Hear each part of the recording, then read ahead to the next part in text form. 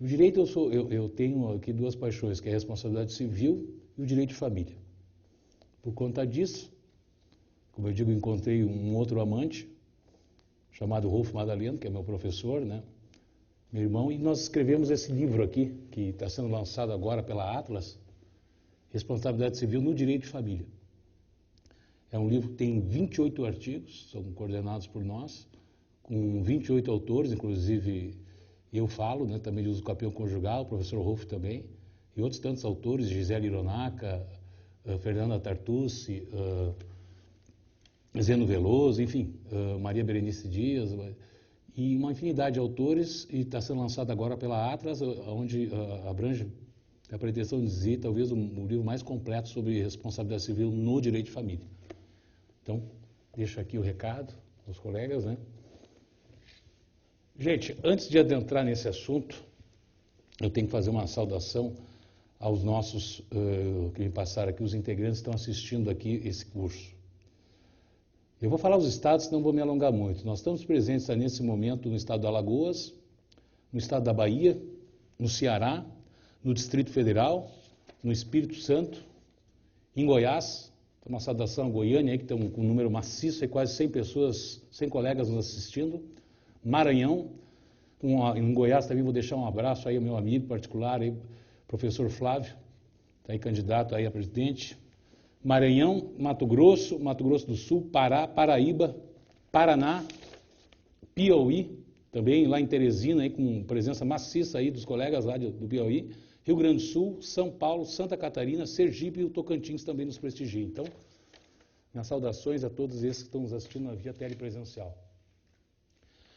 Gente, falar de responsabilidade civil, antes de mais nada, os senhores sabem que a responsabilidade civil está presente em todos os campos do direito. Não é a responsabilidade civil, é o direito das obrigações, né, como eu coloquei nesse conceito. Está lá no capítulo das obrigações, que é a consequência da prática de um ato ilícito e a obrigação que esse ato ilícito gera, né, para o seu autor. Tem que reparar o dano. Né. Ela está aí prevista nos artigos 927 a 954, a responsabilidade civil, no Código Civil, também no 186, 187, 188. Mas ele está presente em todos, né? Em todos os campos do direito, no direito tributário, direito criminal, direito de família, como eu acabei de... Esse livro, se eu falasse 5 anos atrás de responsabilidade civil em direito de família, a gente... Não, mas não tem, né, doutor? Mensurar questões de afeto. Hoje tem, sim. Né? Tem mensuração, principalmente a partir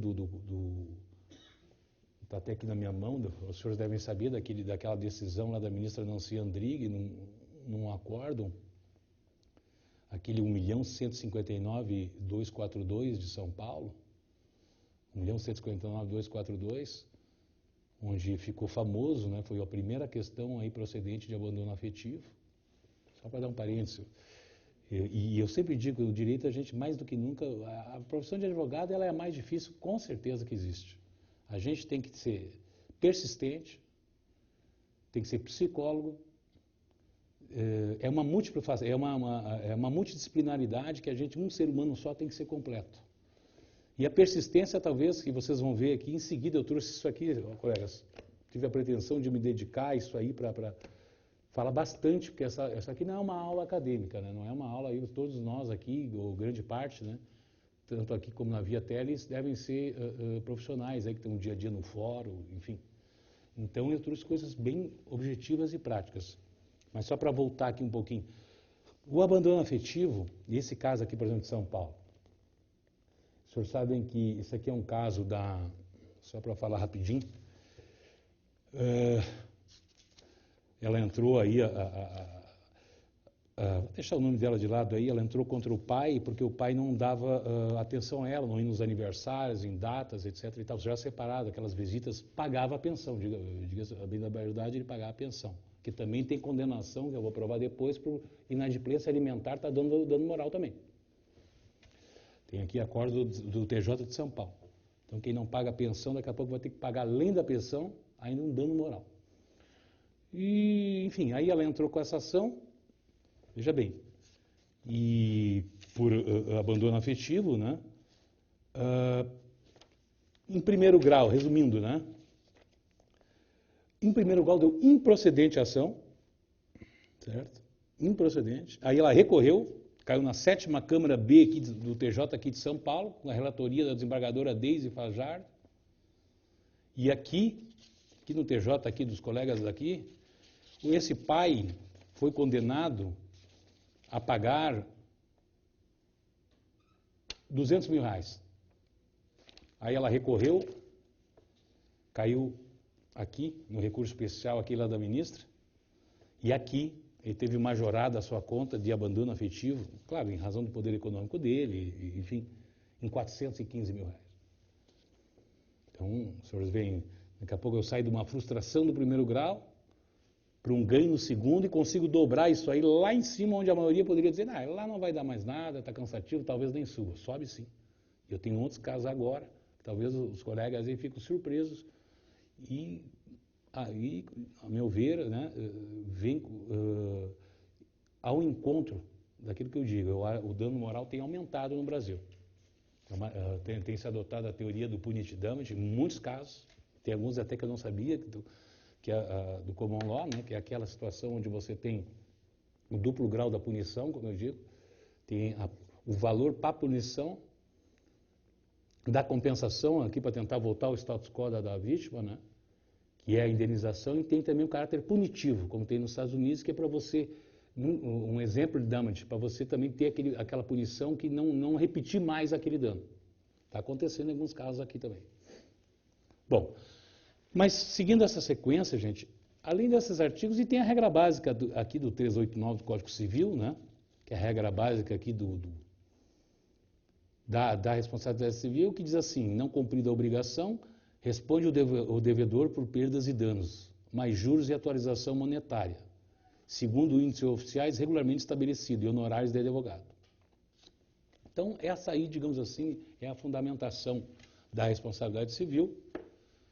E agora a gente vai examinar o quê? Falar de acidentes, gente, eu que na minha profissão como advogado é o meu forte, a gente ainda vai, antes de entrar, eu vou fazer um breve histórico para até vocês compreenderem. Os senhores sabem que a responsabilidade civil, ela sempre existiu, né? Nos tempos aí, lá atrás, aí, nos tempos bíblicos, né? Tem uma vendetta, né? Aquela lei de talião, olho por olho, dente por dente. Depois veio a lex alquila no direito romano. Mas principalmente ela se estabeleceu no Código de Napoleão em 1805. A partir dali foi definida ali a responsabilidade civil nos artigos, nem está aqui, mas em 2 artigos que tem lá no Código de Napoleão, que é o 1348 e o 1347, ali foi prevista a responsabilidade civil. Porém, mais adiante, depois da Primeira Guerra Mundial, é que deflagrou um surto industrial, com as empresas se estabelecendo, as fábricas, as indústrias, se deflagrou que ocorria muitos acidentes, existia aí uma infinidade de problemas, de questões aí, que afetava aí os funcionários, os transportes, enfim, o mundo foi crescendo, foi se desenvolvendo e surgiu a necessidade de responsabilidade civil. E aí a França foi a precursora, o país precursor na responsabilidade civil, lá atrás do Código de Napoleão, que nasceu ela, através principalmente desses doutrinadores, Sayer, Josserand, Ripert e irmãos Mazot. Ali nasceu a responsabilidade civil. E no Brasil ela veio através de seus seguidores, que é o Clóvis Vilaca, o senhor sabe, né? Vilaca foi um grande civilista, o Alvino Lima, o Orlando Gomes e principalmente o José Aguiar Dias, que também é o pai da responsabilidade civil. Tem várias obras dele, né? Então, esses aí, e são todos eles adeptos à responsabilidade objetiva. Os senhores sabem que a responsabilidade objetiva é aquela que não precisa apurar a culpa. E é onde ela predomina hoje no nosso direito, com exceção aí do direito de família, que ali é responsabilidade subjetiva, você tem que apurar a culpa. Exceção aí da responsabilidade dos acidentes de trânsito, tem que provar a culpa. A responsabilidade médica, tem que provar a culpa. Mas maciçamente é a responsabilidade objetiva. É a teoria do risco. O que é a teoria do risco? Que é aquela que diz que aquele que desenvolve uma atividade produtiva ou que fornece produtos, diversão ou prestação de serviços, está correndo risco, desenvolve o risco da atividade, por sua vez, aquele que sofreu vítima de quem desenvolve essa atividade tem direito à indenização sem apuração de culpa. Essa é a teoria do risco. Não precisa apurar culpa, porque aquele que desenvolve atividades ou produz já está submetendo as pessoas que dele se locupleta a ter a responsabilidade objetiva sem precisar de apurar culpa.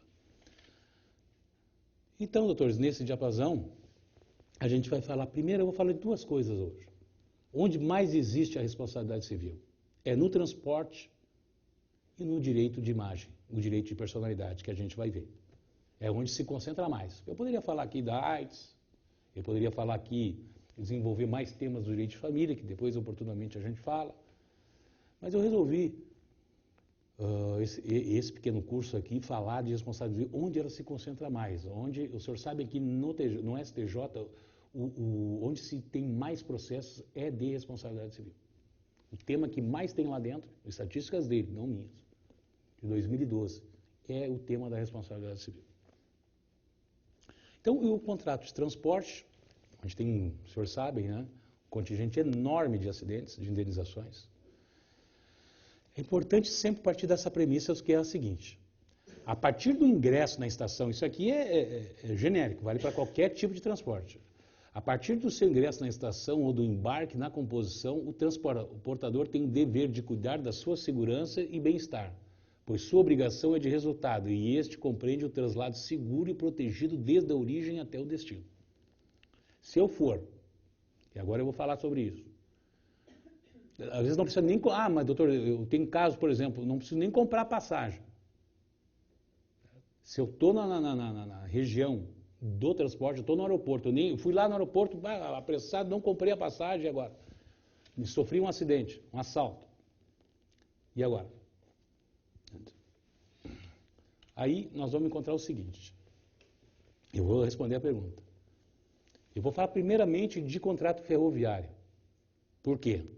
O contrato ferroviário tem a grande peculiaridade no Brasil. O senhor sabe qual é a lei mais antiga no Brasil, que rege, uma das mais antigas da história legislativa do Brasil e que perdurou até o 2002 agora, no Código Civil, e que para o ferroviário ainda administra, é esse Decreto-Lei 2681 de 1912.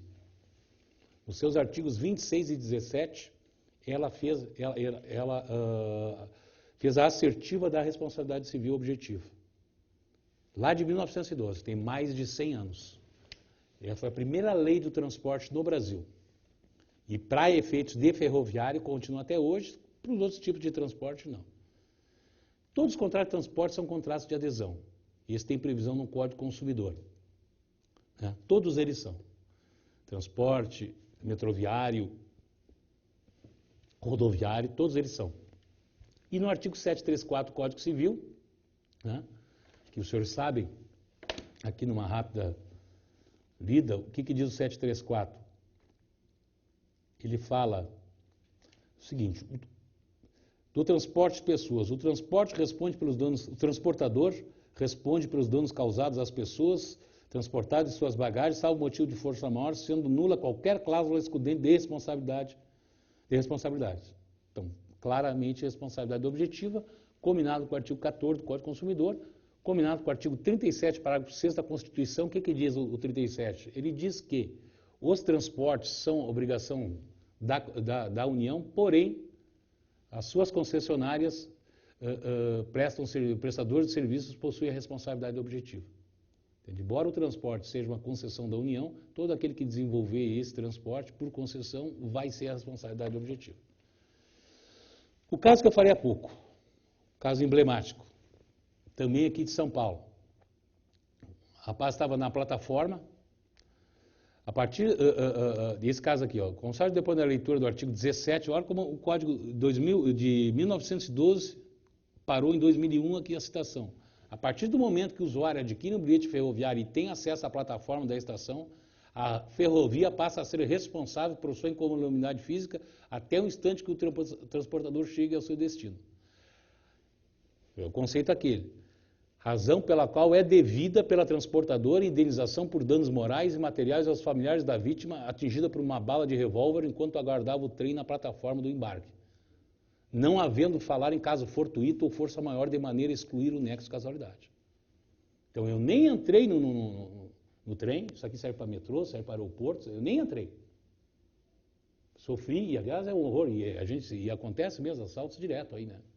Agora me mandaram pelo zap um assalto aí inacreditável, aí, que eu vi aí, até não sei onde foi, o rapaz apontou o revólver para 4, 5 ali numa estação de metrô, e aí o outro passava com uma sacola recolhendo o celular, recolhendo todo o negócio aí, dantesco. Todo mundo tem direito à indenização. E digo mais, não, claro, ele comprou o bilhete, se não comprasse o bilhete também.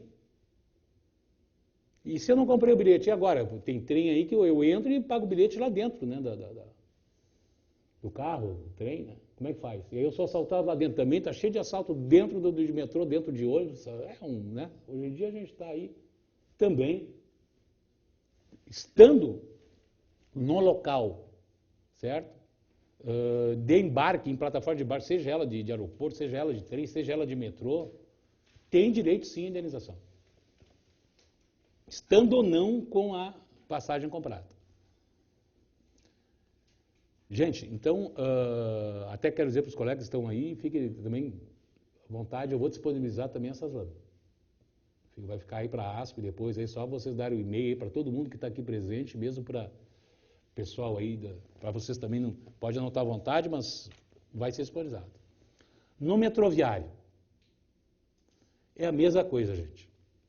O padrão, a fundamentação legal de todos os transportes é esses artigos. O 734 aqui, vai do 730 ao 756 do Código Civil, sempre combinado com o artigo 37, parágrafo 6º da Constituição, que é aquela permissão. Doutor, mas eu já ouvi falar que na doutrina, algumas jurisprudências, a gente o tal do caso fortuito interno, fortuito externo, o que é isso? Né? Daí, caso fortuito interno, aí parece que exclui a culpa da transportadora ou da companhia. Caso fortuito interno e externo, o que é isso? Fortuito interno, exemplo, é os assaltos, que eu dei agora há pouco. Eu estava lá, fui embarcar num voo aí da TAM, rapaz chegou ali no aeroporto, é difícil acontecer que tem mais policiamento, mas vamos lá. O cara me assaltou, me levou 2 celulares, perdi o celular. Ia para uma reunião importante, precisava do celular, estava tudo anotado aí, e agora? Fui ali, fiz a ocorrência ali numa agênciazinha da ANAC ali, que tinha ali, né? E aí, o que eu faço? Fortuito interno. Tinha que ter previsão. Nenhuma companhia, seja lá, processa a companhia aérea, ela vai lhe indenizar, depois ela vai atrás da Infraero, um direito de regresso, mas o caso fortuito interno é aqueles que é previsível. É previsível, sim, você ser assaltado em estação de trem, metrô, avião, aeroporto. É previsível, sim, você ser assaltado, acontecer alguma coisa, como aquele caso lá foi baleado. É previsível, é fato, é verdade que é um fortuito, não é uma coisa todo dia, mas é um fortuito interno, é aquele que é possível que se aconteça. Desculpe, gente. Então, esse é indenizável também. O que não é indenizável é o caso fortuito externo. Eu estou acontece aí, eu estou no metrô, acontece aí um fenômeno da natureza, um raio aí, umas tempestades aí, estava dando no Rio Grande do Sul lá chovendo a beça aí, interditou lá uma via rodoviária, o ônibus não ficou parado aí 10 horas, aí eu fui assaltado, aí como é que faz? Aí o que gerou a parada foi um fortuito externo, foi um fenômeno da natureza que não tem como eu, transportador, controlar se vai cair um raio ou um fenômeno da natureza. E esse é o fortuito externo e, nesse caso, é uma excludente que a vítima não tem direito à indenização. Diga-se passagem que você sabe que os excludentes de responsabilidade civil é o fortuito externo, certo? Basicamente quando é causado a vítima causou o acidente. Certo? Aí se exclui. Se eu sou vítima, eu sou passageiro, aí tive um surto psicótico, aí fui lá no cara, lá briguei com o motorista, tirei o cara fora, empurrei ele, e eu causei um acidente. Eu não tenho direito à indenização, foi causado por um passageiro, foi a vítima mesmo deu causa ao acidente.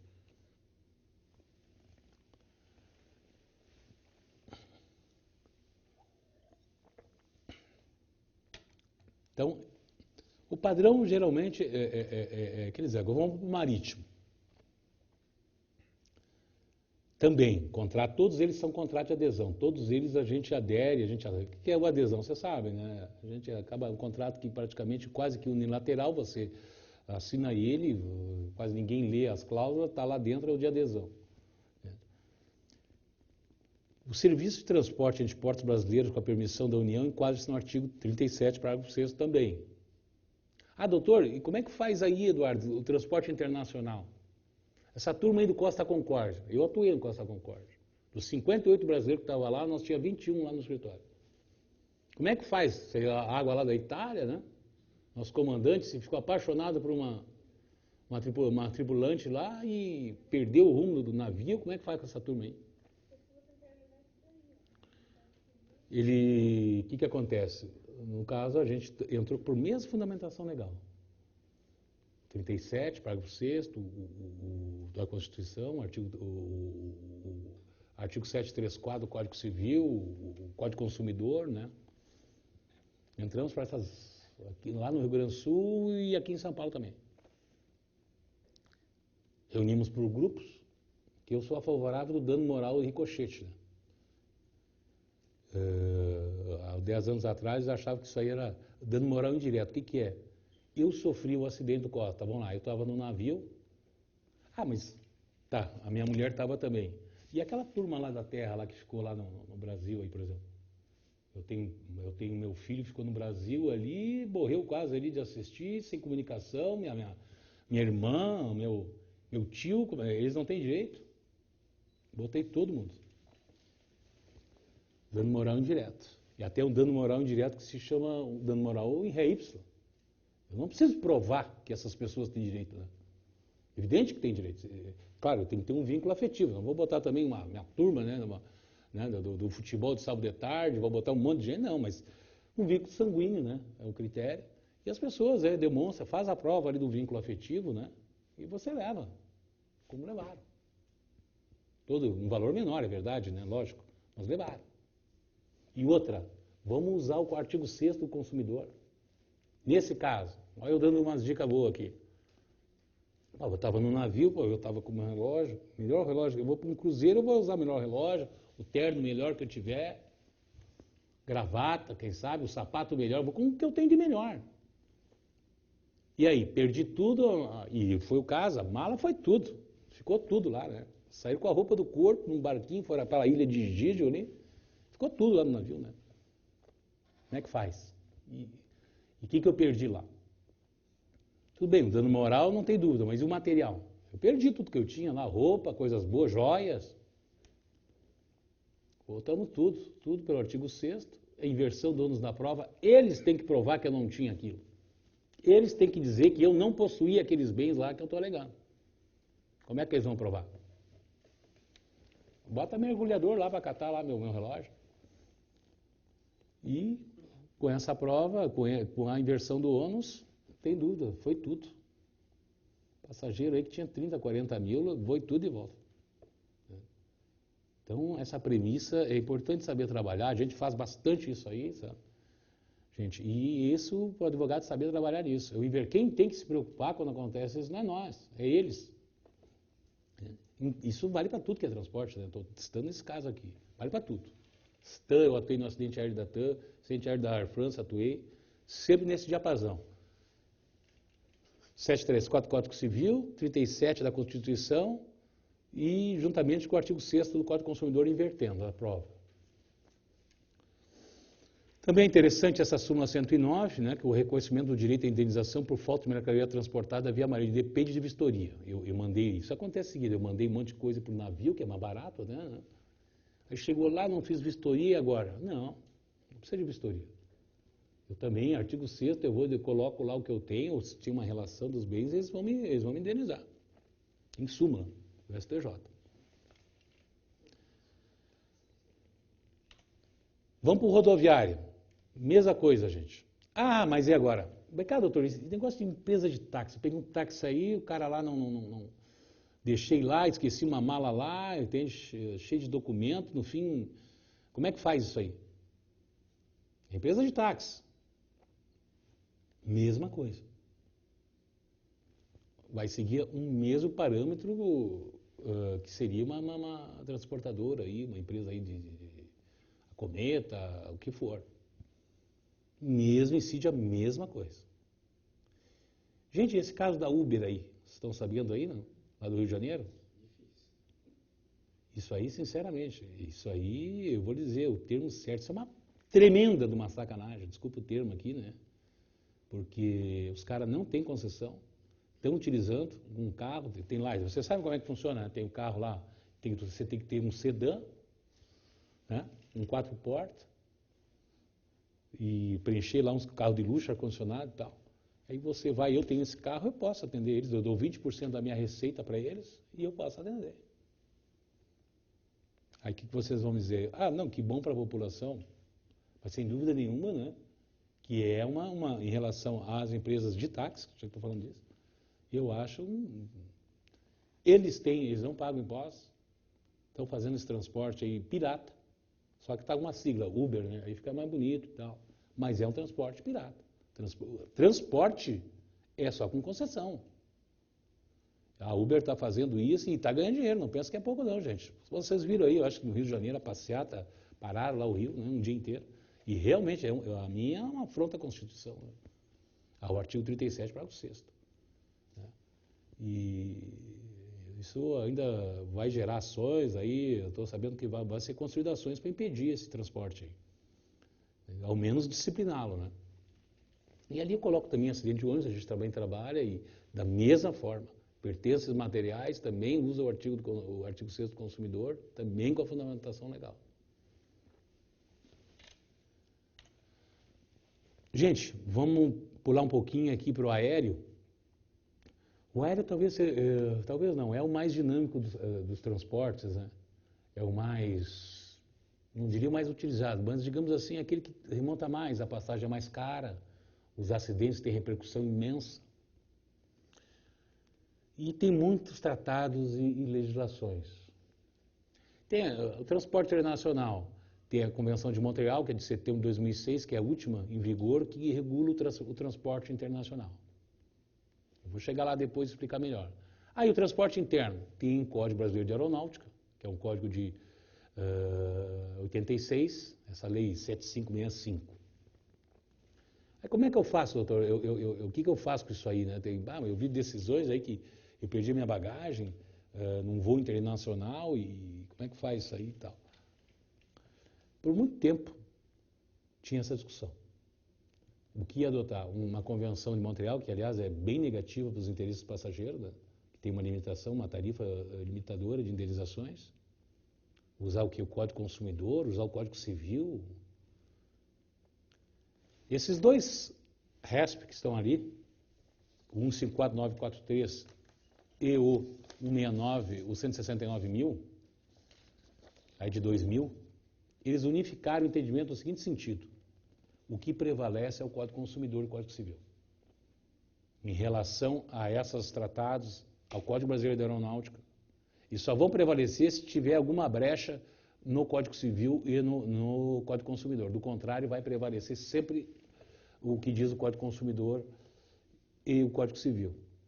Ou seja, não está prevalecendo mais desde 2000 a arguição embora, né, as companhias aéreas aleguem, mas não está prevalecendo mais principalmente o tabelamento de indenização.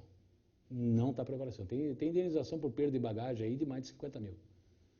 Dependendo do caso ali. E o caso que eu digo,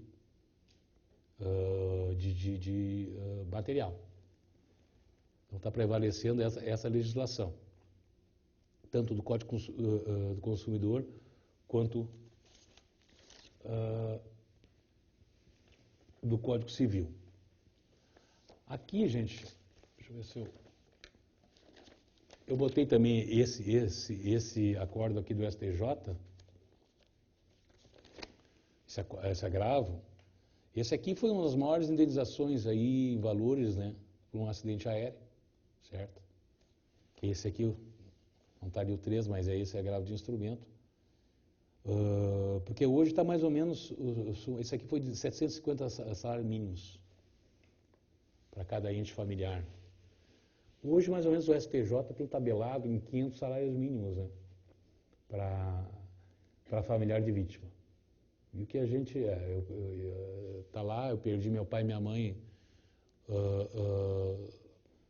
um acidente aéreo, o dano moral está dando para cada 500 salários, 500 salários. Não é certo, mas o teto deles é dar 500 para cada um. Claro que você vai encontrar 500 para o núcleo familiar inteiro, tem. Mas vocês vão ver agora como essa nossa jurisprudência é interessante, o segredo do advogado, claro, não estou dizendo nenhuma novidade, é estudar, claro que é. Mas ainda mais em tempos de do novo Código de Processo Civil, que vai entrar agora em março, 17 de março. Você sabe que está prevista a obrigatoriedade da mediação. Se você for para uma audiência, estamos falando de indenização, vamos seguir no bairro da indenização. Do outro lado, tiver um advogado da TAM, lá daquele escritório grande, aí você não tiver elementos jurisprudenciais para conversar, você vai sair lascado. E você, se encontrar precedentes, como eu vou passar alguns aqui, precedentes jurisprudenciais pesados, eles vão se assustar e vão vir para um acordo. Porque toda essa turma aí a gente sabe que tem seguro, né? Toda essa turma aí, ninguém assina cheque aí. Como eu digo, ninguém assina cheque. Todo mundo tem seguro. Aqui no Brasil, o segurador não paga, negócio de louco, né? Lá na TAM a gente fez uma parceria com o escritório americano, da Messer Vigitoy, ingressamos aí com 77 famílias daquele voo, que aliás até fez o aniversário de morte agora, dia 17/7/2007, é um número cabalístico, né? Até tem várias explicações aí para esse acidente com essa configuração aí.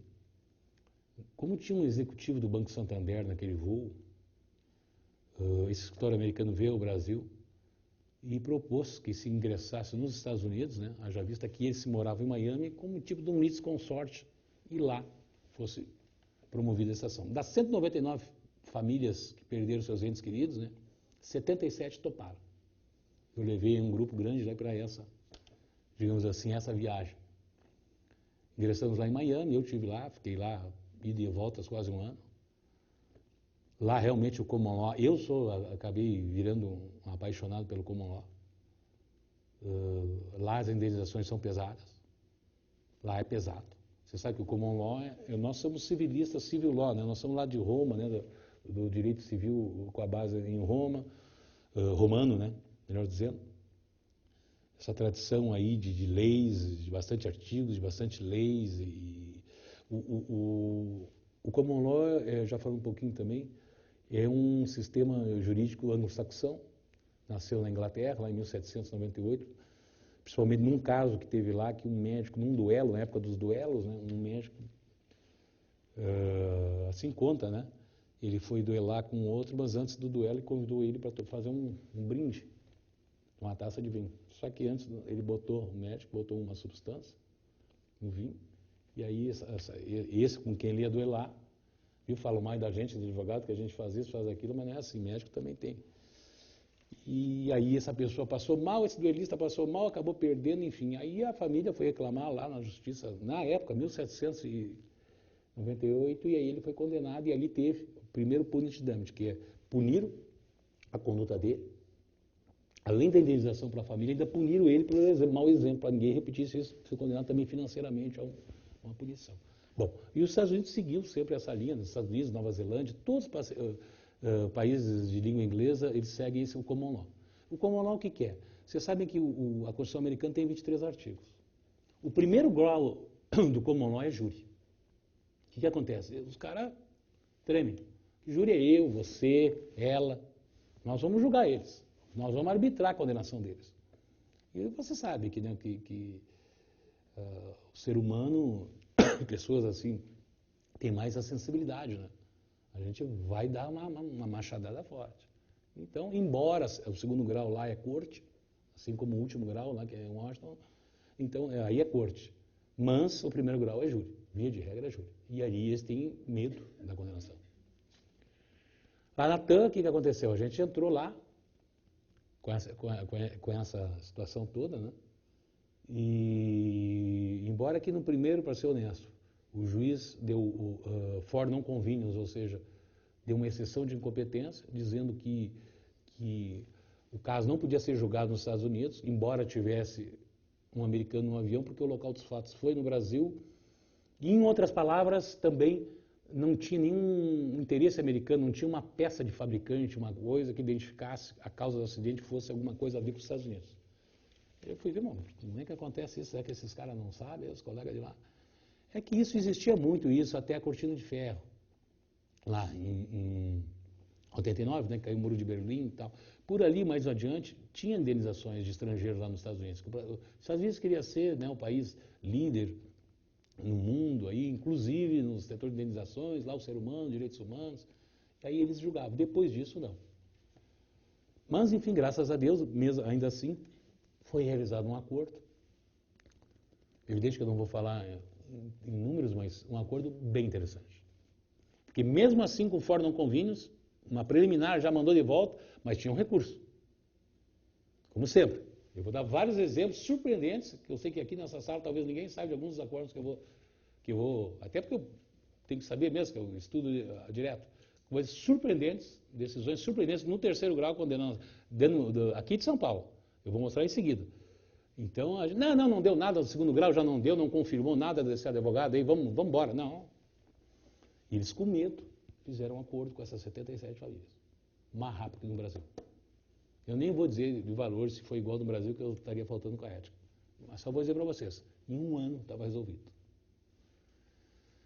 E a gente já atuou bastante. Eu vivi em São Paulo aqui 2 anos da minha vida e mudou a minha vida aí, convivendo com essas pessoas, né, com o drama delas. E os fins de semana se reunia aqui no Hotel Quality, em frente ao aeroporto, e ali se debatia indenizações, né, todos esses temas aí, durante 2 anos. Então, o Common Law se mostrou o sistema que, já falando dele também, um sistema que realmente resolve. Um prazo razoável de tempo, em 1 ano, no máximo, está resolvido. Acordo.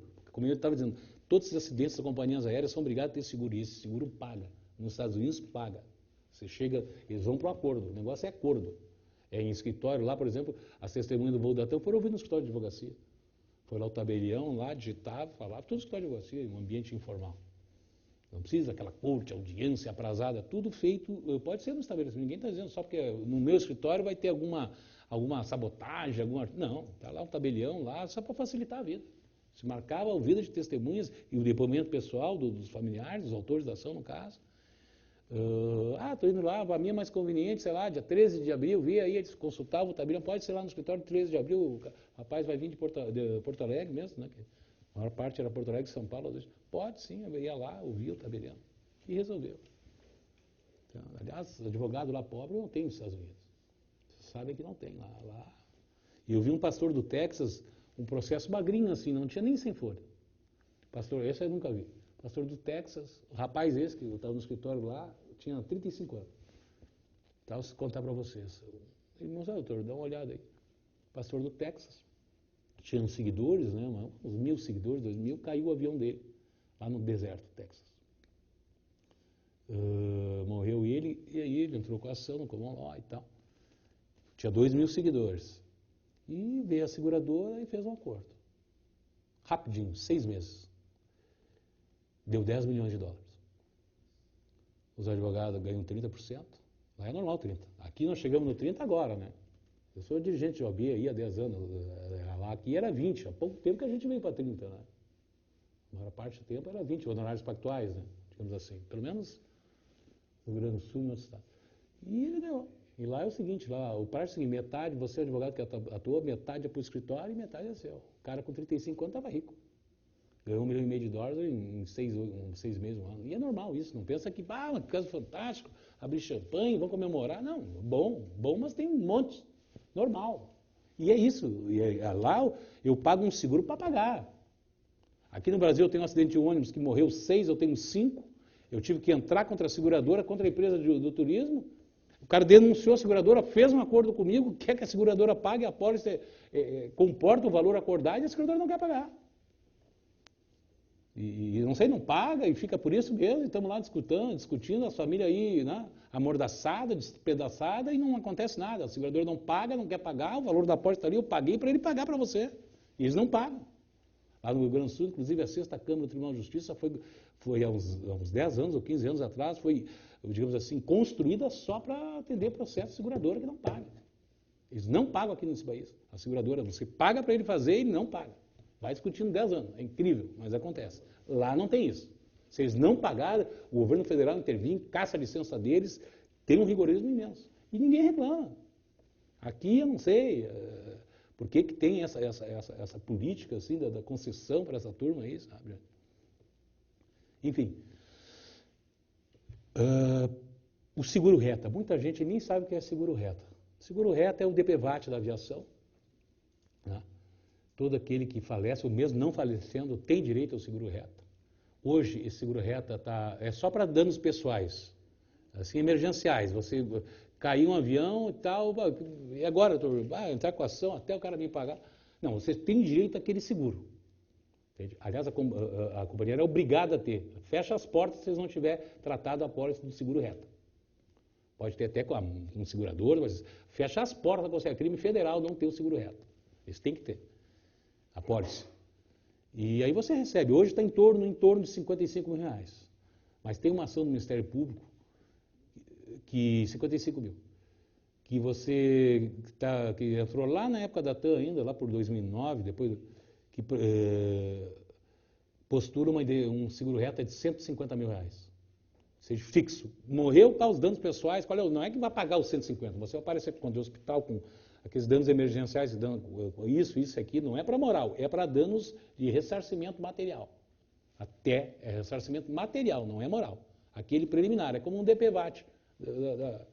Melhor, muito melhor que o DPVAT, que é aquela tabela ínfima lá, né? Então tem um seguro reta. E essas são as considerações que eu falei com os senhores aí a respeito de transporte aéreo, que também é um tema bem apaixonante, e vocês sabem, tem em média 200 acidentes aéreos no Brasil por ano. É que não sai no jornal, pequenos helicópteros. Lá em BH acontece bastante, interior de Minas Gerais, perto das plataformas da Petrobras no Rio cai bastante helicóptero ali perto no oceano, que não é noticiado, mas existe bastante acidente aéreo. Em linhas gerais, gente, seria isso de transporte, os acidentes de transporte. Agora um tema que eu resolvi escolher para a gente aí nessa manhã de hoje, falar um pouquinho de direito de personalidade. É um tema que pouca gente fala, mas que também faz parte do nosso dia a dia, que às vezes o advogado nem se dá conta. Você sabe que o direito de personalidade também é recente, ele começou praticamente após a metade do século passado. São direitos fundamentais, né? Porque esses direitos fundamentais estão no artigo 5º da Constituição, né? Todos lá elencados, direito à herança, direito à propriedade, direito a contraditório, enfim. Só que os direitos da personalidade não são todos fundamentais, né? Eu vou dizer quais são agora. Além deles serem imprescritíveis, inalienáveis e indisponíveis. Tanto aqui como na maior parte das legislações. Quais são esses direitos de personalidade? Já vou dizer, primeiro, só rapidamente, os direitos fundamentais, eles começaram na França, na Assembleia Constituinte Francesa, aquela da Revolução Francesa, em 1789, os direitos do homem e do cidadão. Depois a ONU, em 1948, fez aquelas declarações das Nações Unidas, né, dos direitos humanos. E no Brasil apareceu em 88, na Constituição, né, o artigo 5º, uma série de incisos, né, 30 incisos, 35 incisos. E onde é que está no Código Civil? Os direitos personais no Código Civil estão do artigo 11 ao 21. Então você vê como é importante os direitos de personalidade, que logo no capítulo 2 já está no Código Civil. E que direitos, afinal, são esses, Eduardo? São esses aqui. O direito ao próprio corpo, o direito ao nome, o direito à honra, o direito à imagem e o direito à privacidade. Eles estão cobertos, o senhor sabe, pelo artigo 1º da Constituição Federal, inciso 3º, que é aquele do princípio da dignidade da pessoa humana. O véu, a nuvem, que cobre todos esses 5 direitos, é o artigo 1º da Constituição.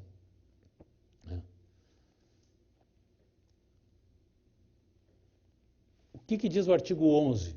Vamos examinar um por um. Com exceção dos casos previstos em lei, os direitos de personalidade são intransmissíveis e irrenunciáveis, não podendo no seu exercício sofrer limitação voluntária. Isso aí os senhores vão ver que tem sim a limitação. eu posso abrir mão parcial desses meus direitos.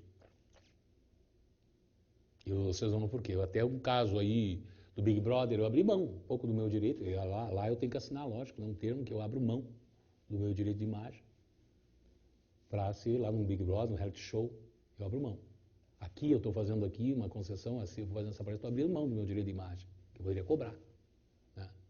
Tudo, então tem sempre uma cessão do direito de imagem, que está, e que é intranscendível, mas tem sim uma limitação. Na vida prática não é bem assim, certo? Mas também, gente, o direito realmente é apaixonante porque ele contempla outras coisas. Por exemplo, e o direito à integridade psíquica, o direito à liberdade de expressão e o direito à vida sexual se enquadra em algum desses itens aí?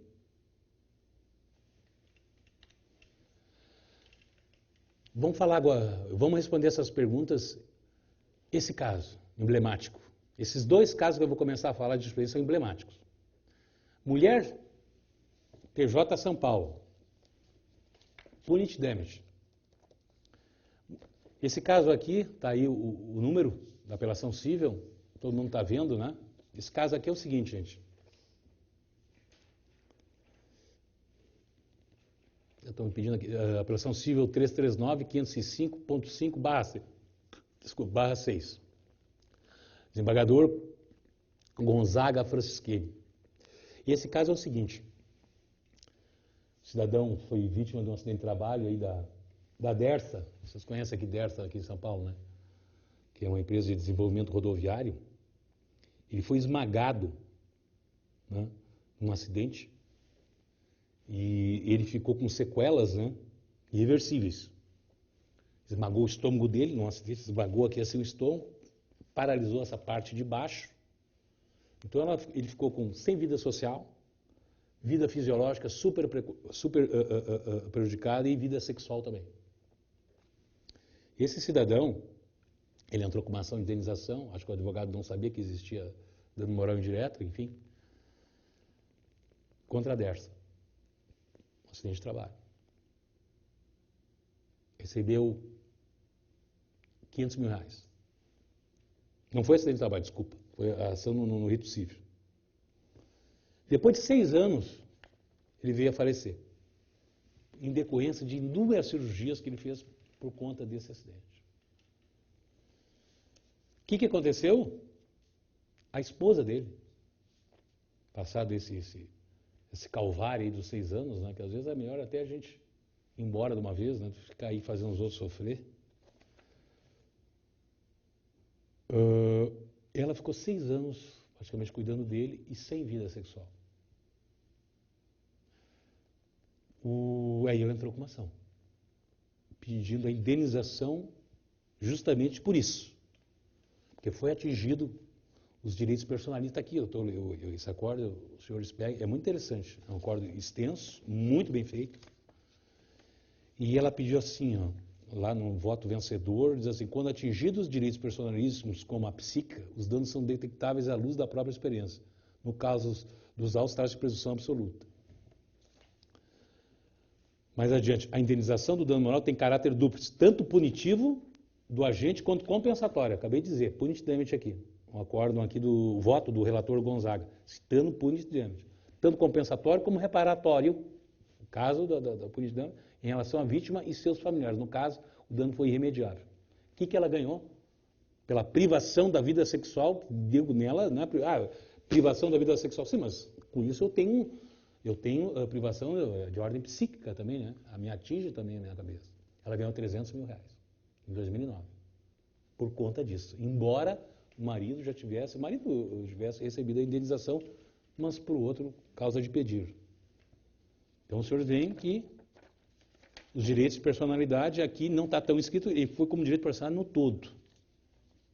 Esse acordo do TJ São Paulo, citando o punit damage. Ele deu a compensação, a punição para a Dersa e mais a compensação para ela.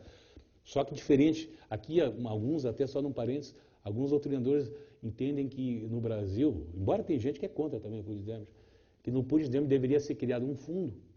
Quando for punição, vai só compensação para a vítima ou para os seus familiares. Mas quando fosse punir, e se arbitrasse punição, né, que é o exemplo, fosse para um fundo aí, em vez de ir para a vítima ou para a família dele, fosse para um fundo que fosse criado aí para alguma finalidade social. Muitos defendem isso, muitos doutrinadores, Anderson Schreiber e outros doutrinadores defendem essa criação desse fundo.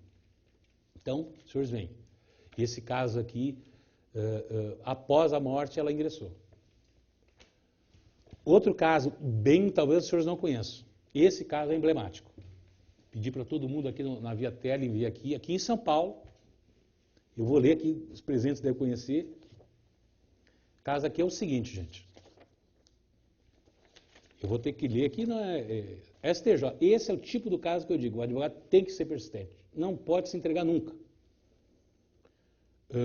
Eu vou ler aqui para vocês, porque, a meu ver, é um dos mais emblemáticos que eu vi e que reflete uma realidade que a gente nunca pode esquecer, a persistência. O que diz aqui? Os autos dão conta de que, o nome dele eu vou omitir, né? Ajuizou a ação de indenização por danos morais contra a empresa Folha da Manhã, no caso, Folha de São Paulo, né? Tem a Folha da Manhã aqui ainda, não? Só Folha de São Paulo, né? Tá. Porque, em causa de uma matéria com o título Bairros de São Paulo atraem vizinhança homossexual. Com fotografia do autor cumprimentando um amigo na rua Doc Lobo, ao lado do Franz Café. Não sei se alguém conhece aqui essa dona aqui. Eu acho que o gerente aqui, o Eduardo, que conhece bem lá. E segundo a matéria, é local destinado ao encontro do público GLS na cidade de São Paulo. A forma como foi tirada a fotografia demonstra claramente a maldosa intenção de insinuar um possível beijo entre dois homens. A atitude da ré causou-lhe um profundo abalo de ordem emocional, porque sua imagem ficou vinculada ao público homossexual. Além de constrangimentos diante de amigos e familiares, a matéria trouxe-lhe inúmeros aborrecimentos na vida profissional, pois no exercício da advocacia, colega nossa, passou a ser motivo de chacota por parte dos advogados e servidores públicos do Poder Judiciário. Além disso, o autor passou a conviver com a desconfiança dos amigos, familiares e clientes do escritório da advocacia acerca de uma possível homossexualidade. Apesar que aqui, pelo jeito, ele está dizendo que a homossexualidade é crime. Também não é bem assim, né? Gente, relações homoafetivas hoje está até unificado. Mas, enfim, os senhores viram o que aconteceu? Tiraram uma foto aqui. Quem conhece Franz Café aí? Conhece lá? O colega estava ali com um outro amigo. A foto, o rosto dele foi omitido. Ele estava ali conversando, abraçado aqui acima, sem. E aí sai uma matéria na Folha de São Paulo, Folha da Manhã, jornal do grupo da Folha de São Paulo. E a vida dele sofreu essa transformação terrível, terrível. Vamos lá. Sabe o que deu o primeiro grau? A juíza de direito Maria Isaura de Assis Moura. Aqui não tem, eu tenho aqui o acordo, não sei quem é, alguém conhece.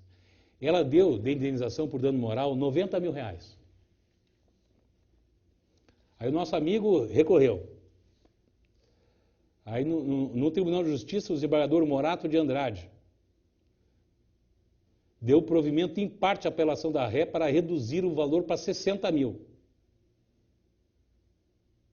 Opostos embargos de declaração pelas partes, foram acolhidos ao autor sem efeitos modificativos. Aí entrou, lá o nosso colega entrou com um recurso especial, com base na violação do artigo 186 do Código Civil e na divergência jurisprudencial pedindo a majoração do valor da indenização. Aí caiu, para mim, que é o melhor ministro, Ari Paglander.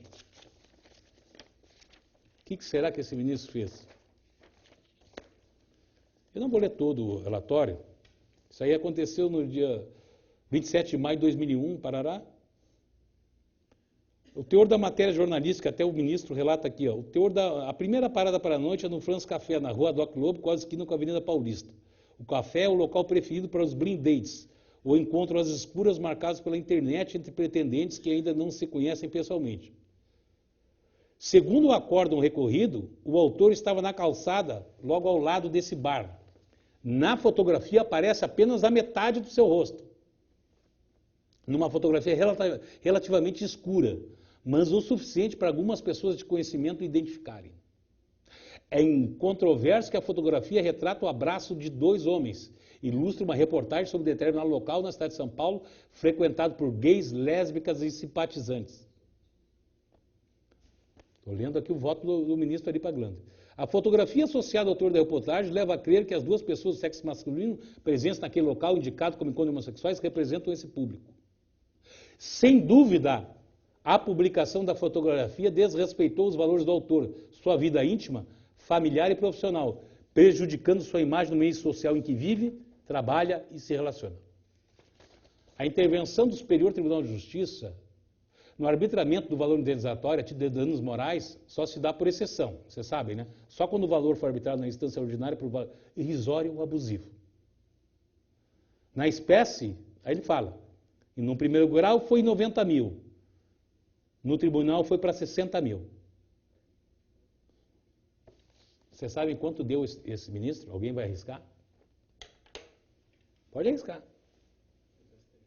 Do STJ.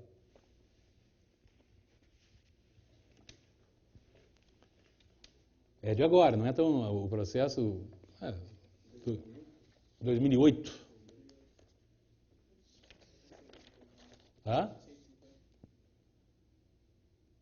Ante o exposto, conheço o recurso PS e dou-lhe provimento para fixar o valor da indenização por danos morais em 250 mil. Deu uma majorada grande. 60 para 250, hein, gente? Aí tu deu 60, 60 mil é o quê? 20% de 250, né? É aqui eu digo, tá aqui. Na tua água, né? Opa! Por isso que, gente, é importante a gente ir atrás. O cara podia dar, segundo grau, já deu 60, não é possível e tal, né? Ouve deu. Se entrega, né? Se entrega, é que eu digo. Se entrega, aí vai para um acordo, ainda faz o acordo de 60, deixa em 50. Ainda deixa em 50. Em 10 vezes 5. Então, gente, aqui está a prova. Tem que ir atrás. Não dá para se entregar. Eu sei que, às vezes, né, a necessidade fala mais alto. Mas esse caso é emblemático. E vou dizer uma coisa, eu que faço indenização, às vezes, nem por vida a gente não consegue isso aí, né? Tem gente aqui que queria estar nesse bar, aí vai lá tirar foto lá do bar, ver se o jornal vai estar lá, né?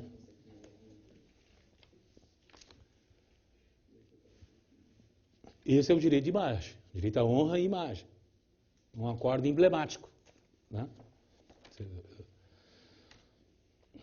Então, gente, os direitos de imagem, como eu estava falando, são direitos de personalidade, que é a imagem, a honra, a privacidade, corpo e nome. E são exclusivos de seu titular. Eles não podem ser cedidos, doados, vendidos, emprestados ou recebidos por herança. E quando se atenta ao direito de personalidade de pessoa já falecida? Como é que faz?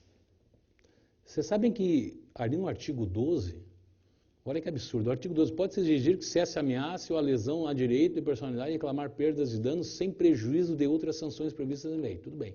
Parágrafo único. Em se tratando de morto, veja bem, terá legitimação para requerer a medida prevista nesse artigo o cônjuge sobrevivente, ou qualquer parente em linha reta, colateral e até quarto grau.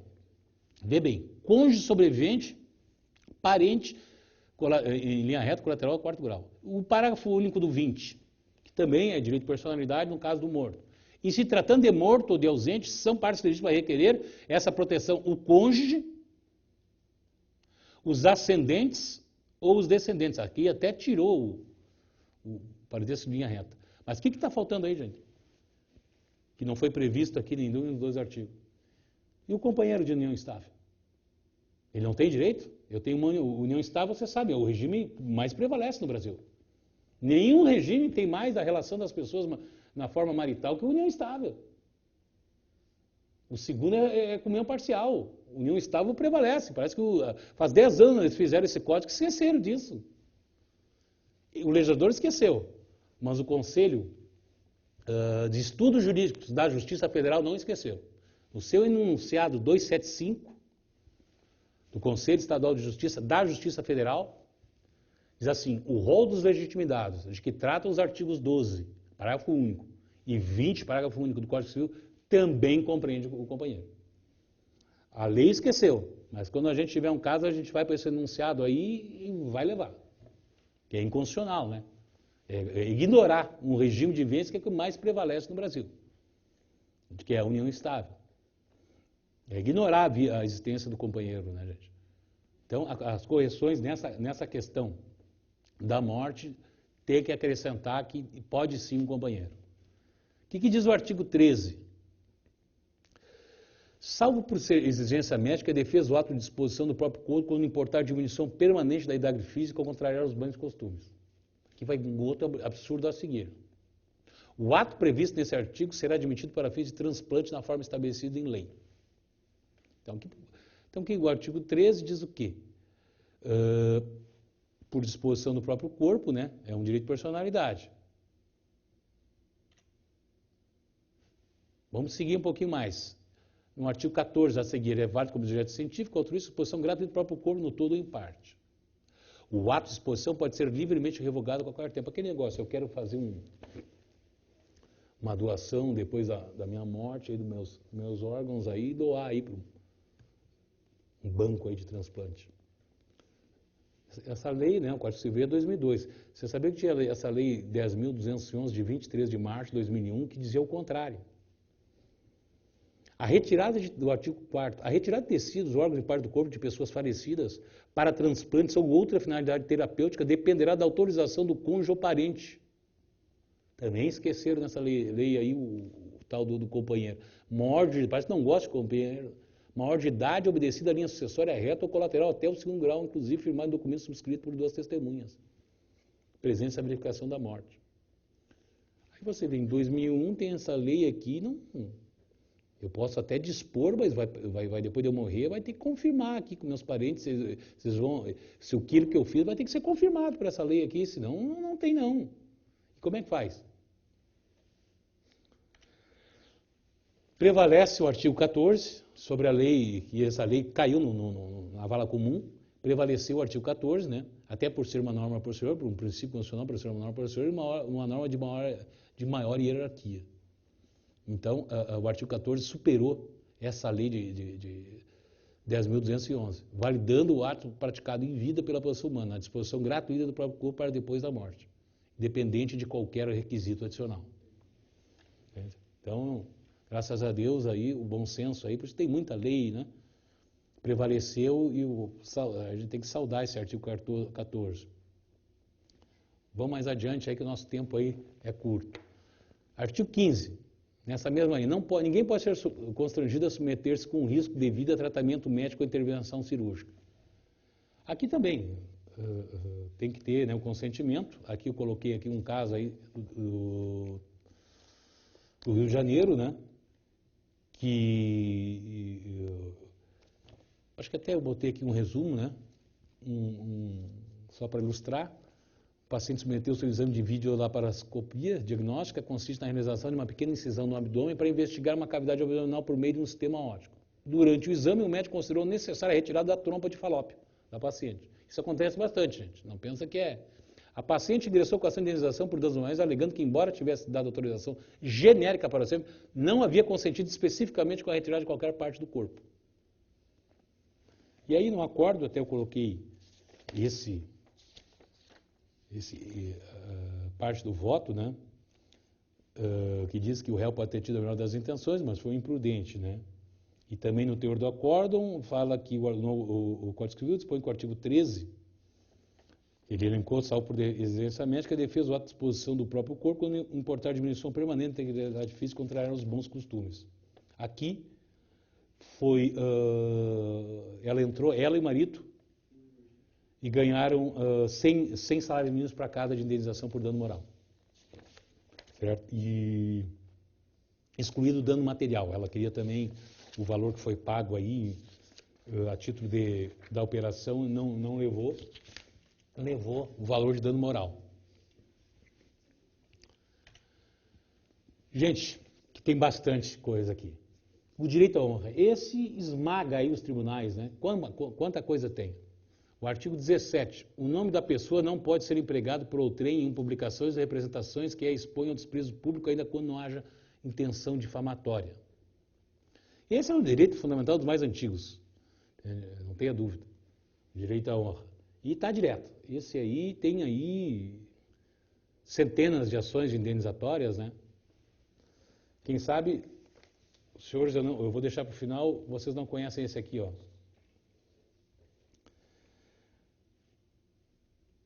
Direitos...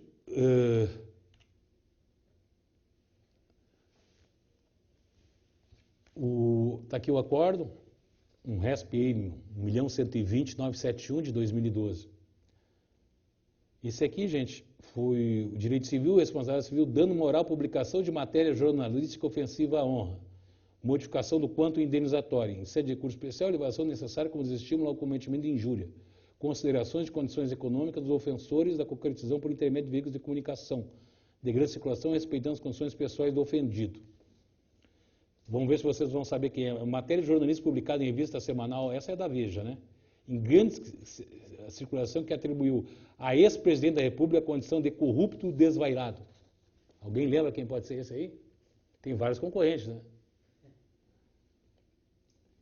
Esse aí foi uma matéria que saiu a respeito do Fernando Collor, capa de Veja, chamando ele de corrupto desvairado, depois que ele voltou ao Senado, né? E até ele subiu, né? Porque antes ele fazia horror com o Elba, agora ele está com Porsche e outras coisas mais. Né? Mas é honesto, né? Com certeza. E ele entrou com uma ação por dano moral contra a Veja, por causa dessa situação da imagem, da honra dele, desculpe, ofensiva à honra. Sabe quanto é que deu o tribunal? R$500 mil. Pelo porte pela situação, né, ex-presidente, e pela condição econômica. Por unanimidade, elevado o valor fixado para R$500 mil. O Collor levou. Da Veja já. Esse aqui caiu, esse aqui foi do ministro Sidney Benetti. O caso Collor, ofensa à honra. Ofensa à honra. Vocês conhecem aquela ginasta Daiane dos Santos, né? Essa ginasta, ela teve, isso é um caso lá do Rio Grande do Sul, ela até de lá, né? O que aconteceu? Ela fazia propaganda para um empreendimento no Rio de Janeiro, um lançamento de um condomínio imobiliário. E ela fez um contrato com o direito de imagem por 3 meses. Podia ser vinculado a imagem dela em propagandas de jornal, televisão, rádio, nesse empreendimento. Casualmente, em troca, o honorário dela até seria um imóvel dentro desse empreendimento. O que aconteceu? Ela, segundo consta, ela após aí quase um ano, quando ela foi ver, ela estava ainda inserida nas divulgações publicitárias, né? Ainda estava a imagem dela ali. Só que ela aí, ao meu ver, ela tinha uma cláusula penal, lógico, estabelecendo que, caso ultrapassasse isso aí, teria uma indenização a ser paga. Aí o advogado entrou, né, com a cláusula penal, quase 200 mil aí de indenização. Aí ela levou a indenização. Vamos dizer que essa cláusula penal não foi obedecido o contrato, tinha uma cláusula penal, não extrapolou o prazo, ela levou. Muito bem, levou isso, o que ele fez? Depois ele entrou com uma ação de dano moral. Aí ele queria o dano moral para ela. Fora a cláusula penal que ela levou por esse descumprimento da obrigação, né? Ele queria também o dano moral. Para ela, por esse uso extrapolante da imagem dela. Porém, acórdão que está ali, da Daiane, esse aqui, até bem ilustrativo, é lógico que eu também não vou. Mas o Tribunal de Justiça do Rio Grande do Sul, por unanimidade, entendeu que não era devido. Porque entendeu basicamente o seguinte: naquela cláusula penal já estava compreendida uma indenização. A própria cláusula penal já seria um quanto indenizatório. Não caberia a ele fazer outra ação. Até parte do voto, aqui eu vou resumir, lógico, parte do voto dizia até que se fosse o caso, até para quem sabe, vir a postular naquele cumprimento indenizatório que ele entrou com a ação para receber, né, aquela cláusula penal, quem sabe até ele incluir ali, quem sabe, um valor título de dano moral naquela ação. Mas não agora rediscutir essa matéria. Né? E aí ele não levou. Né? Só para a gente ver também como as coisas são. Eu acho que não cabe. Na minha opinião, não caberia. E eu acho que já incluiria ali, né, essa situação. Talvez eu não me furtaria, quem sabe, né, estudando melhor o caso, de colocar ali no pedido ali e que também Vossa Excelência arbitra um valor de dano moral, já vista a imagem dela ficar exposta a mais. Mas naquele pedido, não uma nova ação, né? Nesse sentido, eu acho que pecou um pouquinho a inicial lá atrás. Mas é um acordo interessante, relata bastante, traz bastante jurisprudência, doutrina, é um acordo bem interessante esse. Aqui foi só uma menção, não sei se aqui os mais antigos aqui, tipo eu, vão encontrar a indenização, o caso do Oak Street, da Ângela Diniz, lembram? Há, sei lá, 30 anos eu acho, né? Ele matou ela e aí foi condenado. Rápidas palavras, né? Aí ele teve a sua pena, depois ele mostrou, pediram um novo julgamento, o Evaristo Lins de Silva, né? O advogado criminalista famoso, caro, demonstrou umas cartas que ela mandou, veio à tona umas cartas que ela mandou para ele, dizendo que ela gostava muito dele, de outros e de outras, demonstrando comportamento promíscuo, né? E essa carta, e reabriu o julgamento, e algumas outras situações onde demonstrava que ela teria relações sexuais com outros homens e outras mulheres, e com isso teria sido um atentado à honra dele, né? Com isso, abateram a pena dele bastante. Esse homem não ficou 10 anos preso. Na época, né? Acho que foi década de 70, só para relembrar. Hoje, é evidente que isso caiu totalmente por terra, né? E com razão. Enfim, até... Também aqui eu faço uma observação que o sujo não puder provar o prejuízo material quando for fixar dano da imagem, ele pode consubstanciar a sua decisão no dano moral e incluir ali, haja visto, o dano material não precisa ser quantificado, o dano moral será, né? Porque nem sempre a tal da prova inequívoca, nem sempre vai ter prova inequívoca, né? É difícil, né? Prova inequívoca. Eu tenho horror quando esses julgadores, prova inequívoca, não houve prova inequívoca. É difícil prova inequívoca, não é? Né? Então, por interpretação, né, que é uma premissa para o juiz, né, é uma fonte do direito, a interpretação, poderá fixar o dano moral bem como material, se assim entender. Aliás, onde é que está a honra mais, gente? Lá no artigo 1567 eu posso anular um casamento até hoje, por erro essencial sobre a pessoa do outro cônjuge, no que diz respeito à sua identidade e à sua honra. Eu posso anular um casamento. Está previsto no inciso 1 do 1557. Eu posso anular uma doação.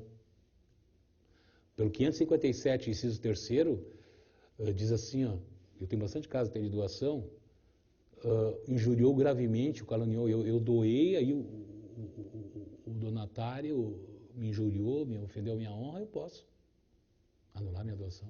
Ofensa ao cônjuge, também contra a honra dele, posso. São motivos de anulação de doação. Vem como a honra, tem um fator abrangente, são excluídos da sucessão, até na sucessão. São excluídos, o artigo 1814, inciso 2, são excluídos da sucessão os herdeiros ou legatários que houverem acusado caluniosamente em juízo o autor da herança ou incorrerem em crime contra a sua honra ou do seu cônjuge ou companheiro. Tudo isso perde até o seu direito sucessório. Então vejam como tem uma abrangência grande esse direito da personalidade, a questão da honra, né? Falando nisso, mais alguns casos eu trouxe aqui, talvez lembrem aqui, teve um caso aí, já mais antigo, mas uma socialite, a Carmen Marvinck Veiga, uma socialite do Rio de Janeiro, ela entrou com uma ação porque aquele outro jornalista que talvez vocês conheçam, Carlos Heitor Cone, ele fez uma matéria na Playboy, ele foi entrevistado na Playboy, né? E aí disse assim, rapidamente eu vou ler você. Gosto muito de me considerar alienado, só não sou alienado quanto à condição humana, aí não há. Há pouco tempo fiz um artigo elogiando a socialite Carmen Marvinck Veiga. É chato elogiar a Carmen, mas elogiei. Estive na casa dela. É uma tristeza, um luxo de mau gosto desgraçado. Uma perua. Mostrou os álbuns de fotografia e todos os amigos estão na cadeia. Esse deu desfalque na Suíça, coitadinho. Esse deu desfalque, ela rindo, na Inglaterra, está preso. Todo dia eu rezo para ele sair da cadeia. E ele transcrevendo o que a Carmen teria dito. O mundo de Carmen Marvinck Veiga é terrível. E todo mundo está chutando esse cachorro atropelado. Ela está doente, tem um problema chato na perna, sente dores, vive à base de cortisona. Está enorme, monstruosa de feia. Mas na hora da fotografia bota aquele sorriso e ainda é uma perua. A revista social, a penista social, tudo que você quiser joga em cima dela. Mas no momento em que Carmen Marvink Veig está na desgraça, virou saco de pancada, eu me recuso a linchar. Nunca linchei um Judas. Agora ela conseguiu dar a volta por cima. Aí eu vou em cima dela, entendeu? Talvez eu tenha herdado isso do meu pai. Adoro causas perdidas. Por conta dessa entrevista, a Carmen Marvink entrou com uma ação lá no Rio de Janeiro. Ela... foi pesado também, né? E ela ganhou. Deixa eu achar aqui a condenação, só para ler para... Ela ganhou o seguinte. Ela ganhou... Partindo da verba... A decisão unânime. Partindo da verba de 100 salários mínimos, que é pagadinha para a reparação do dano moral, decorrente da injusta anotação do nome do consumidor nos cadastros na inadimplentes, né, que geralmente eles dão 100 salários mínimos, né, quando TJ do Rio, né? Ele botou 4 condenações, mais de 100 salários para relavação de ser entrevistado, pessoa de reconhecimento, destaque social, como Carlos Heitor Cone, só por isso ele deu 100. Outros 100, porque atingida é pessoa da sociedade, pessoa de conhecimento público, que é o caso da Carmen Marvink Veig. Outros 100, pela utilização de expressões como perua, feia e monstruosa, de maior densidade de dano quando dirigida a pessoa de sexo feminino e de faixa etária da ofendida. E outros 100, pela importância que tem a revista Playboy, editada pela Recorrida, no contexto atual da comunicação social do país.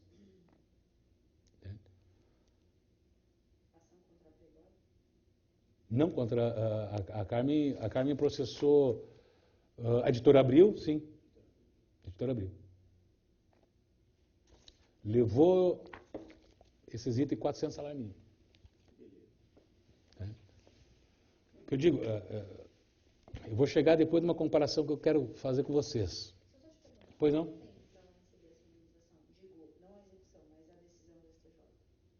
Não, morreu ali, fizeram acordo. Mas assim, uma ação dessa, 10 anos? Não, colega... Não, isso eu vou dizer para vocês. Já foi horrível, não estou dizendo que é bom, longe, de bom está longe, mas já foi pior. E uma coisa eu digo para vocês, com o novo CPC e o processo eletrônico, lógico que a gente está arranhando aí, dando umas barbeiragens, mas faz parte. Isso aí, não, os processos do Brasil vai achatar. 4 anos acaba. E até porque o recurso especial não vai subir, dificilmente vai subir recurso especial. Eles não vão subir mesmo. Eu acho que o caminho do novo CPC ele vai encurtar. O valor é alto agora para entrar, né? Tem honorários também depois, no segundo grau, tem várias... Por isso que eu acho que vai acabar prevalecendo o quê? A mediação. O fórum não é a solução, o fórum é cemitério. Eu sempre digo, lá não tem solução de nada no fórum. Ô, doutor, quer um escritório perto do fórum? Não, quero bem longe do fórum, não quero ir a fórum nenhum. Quero a fórum. O fórum não é a solução de nada. Aliás, o fórum, por exemplo, no Rio Grande do Sul, a justiça no Rio Grande do Sul é um caos. Semana retrasada eu tinha uma ação lá na Vara de Família, ação de alimentos, eu estou pelo marido para reduzir alimentos. E a outra parte, né, quer dizer, uma ação, né, que estava eu, meu cliente e minhas 3 testemunhas. A advogada da outra parte, né, a parte, mais 3. Nós somos 8. Foram lá para a audiência. Fórum Central, não é lá no interior do Rio Grande do Sul, no Rincão, lá que não. Fórum Central. Bem, começou o depoimento pessoal do meu cliente. Eu vejo que a juíza estava olhando e olhava aquele processo, e olhava, né? E aquelas perguntas, né, cretinas, que eu acho que, né, com os advogados da velha guarda, e nada contra, qual é o restaurante que você vai? Até pergunta babaca, mas tudo bem, né? O pessoal da velha guarda não é fácil. E aí ele disse, não, parei, gente, eu vou ter que interromper a audiência aí. Mas o que seria? Não, a parte adversa, o senhor, né, que teve a reconvenção, né, então eu entrei com a ação para reduzir, ela entrou com a ação para aumentar, né, que é praxe nos alimentos, né, a gente entra para reduzir, outra parte contesta e também já aumenta para aumentar, vamos tocar tudo aí dentro, ver que bicho sai dessa panela aí, né. E eu tinha feito a réplica, já estava os 2 processos da audiência, e não tinha um cartório, não tinha dado vista para a parte adversa sobre os meus documentos que eu tinha juntado em réplica. Que ali tinha um monte de coisa que eu tinha juntado, documentação, né, algumas outras documentações da vida dele financeira. E a audiência essa tinha sido marcada 2 meses antes. Né? Doutor, ela não foi intimada, ela não está sabendo, embora já está decorrendo aqui, já tinha mais de 1 hora de pergunta cravada nele aí, né? E não está nada. Parei um pouquinho, só um pouquinho. Aí já veio com o papo, pô, o estagiário tá ruim de estagiário demais, né, doutor? Estagiário, agora tudo é o estagiário, né? Depois eu fui ver, ela falou de estagiário masculino, eu fui ver no cartório, não tem estagiário nenhum. Lá é só mulher. Tem uma menina lá que vai de tarde, duvido que ela tenha nada contra ela, que ela nem faz isso, nem teria capacitação para fazer isso, sei lá, está no 5º semestre. Mentira. Pois não, só um pouquinho, vamos ver só uma coisinha, César. Pode não ter saído da intimação aí, mas será que ela não tirou em carga? Será que ela não tirou em carga? Se ela tirou em carga, está intimada, doutor. Estava lá o carinho da carga. A juíza ficou assim, ó.